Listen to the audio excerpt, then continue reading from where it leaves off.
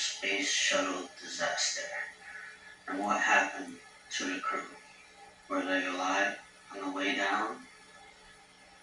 On January 28, 1986, the Challenger space shuttle was one of the darkest moments in American history.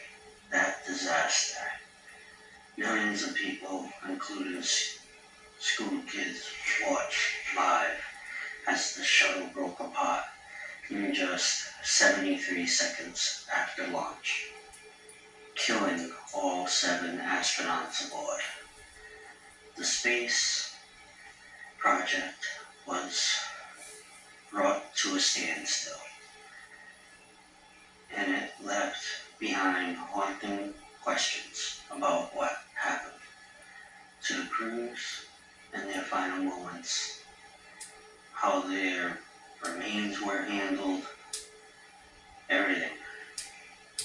When the Challenger disintegrated high above the Atlantic Ocean, the crew cabin broke away largely intact, and its reinforced aluminum survived the immediate explosion, and it continued on a ballistic arc for nearly 3 minutes. And during this time, it rose to an altitude of 65,000 feet before bringing its descent back down towards the ocean.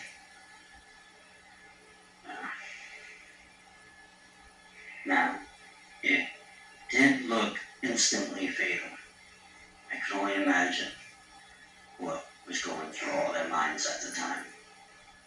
The evidence suggests the crew may have survived the initial structural failure of the ship. Investigators looked into the accident, and they found several air packs, PEAPs, have been activated by 3 astronauts, including the pilot, and they're located on the back of their seats. So someone turned it on, indicating somebody was alive after the breakup.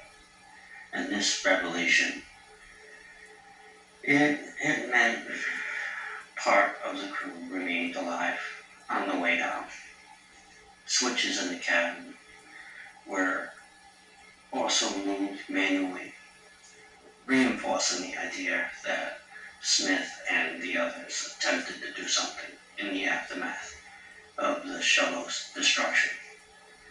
NASA's officials could never say with certainty exactly when the astronauts had died, but some experts argue they likely lost consciousness due to depressurization within seconds, and others maintain they were alive and tried to do anything until the impact. The cabin itself did not rupture in a breakup. Depressurization may not have been immediate. It remains one of the most tragic mysteries of the disaster. The crew faced a hopeless situation where survival was impossible. The impact with the ocean was devastating. 207 miles per hour, and they slammed with the force 200 times of gravity. Even if they survived the breakup, the ocean would surely ensure their fate. You hear that, Steve? No chance of survival at all.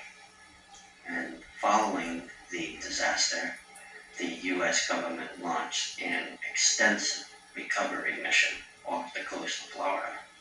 March 7, 1986, they discovered large sections under the water, deep. And by March, much was recovered, as well as the remains. So, after hearing everything, what do you think? Big brother.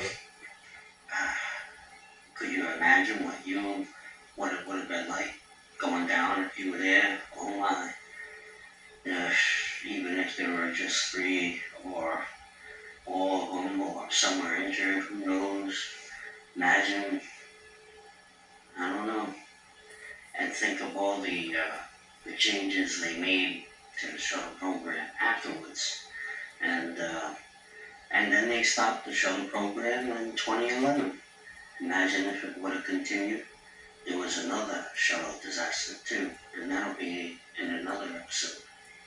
So, Don't leave welcome us back hanging. to What's the Fluff. Thank you for your time and your patience, and we look forward to more. Thank you.